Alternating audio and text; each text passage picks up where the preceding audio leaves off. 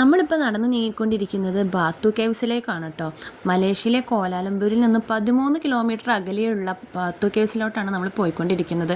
400 വർഷം പഴക്കമുള്ള ഈ ബാത്തു കേവ്സ് ഒരു തമിഴ് വംശജനായിട്ടുള്ള ആളാണ് നിർമ്മിക്കാൻ വേണ്ടിയിട്ട് മുൻകൈ എടുത്തത്.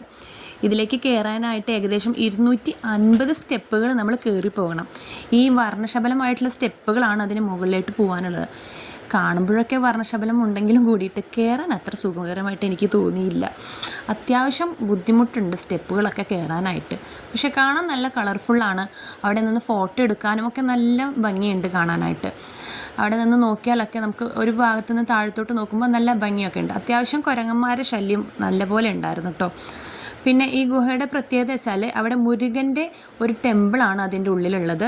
അതായത് 25 അടി ഉള്ള സ്വർണം പൂശിയിട്ടുള്ള മുരുകൻ്റെ ഒരു പ്രതിമയാണ് അവിടെ ഉള്ളത്. ഞാൻ ഇയാളെ അവിടെ നിന്ന് പരിചയപ്പെട്ടാണ് കേട്ടോ. ഇയാളൊരു നേപ്പാളിയാണ്, മലേഷ്യനും കൂടിയാണ്. മീൻസ് അയാൾ എന്നെ പരിചയപ്പെട്ടു. എന്നോട് കേരളയാണോ, മീൻസ് എവിടെ നിന്നാണ് വരുന്നതെന്നൊക്കെ ചോദിച്ചു സംസാരിച്ചു. ഞങ്ങൾ കുറച്ച് നേരമൊക്കെ സംസാരിച്ചിരുന്നു. അയാൾക്ക് നല്ല ഹാപ്പിയായി. അങ്ങനെ മീൻസ് എന്നോട് നല്ല മോട്ടിവേഷനൊക്കെ തന്നു. കുറച്ച് സംസാരിച്ചിരുന്നു. ഞങ്ങൾ അവിടെ നിന്ന് മാറി.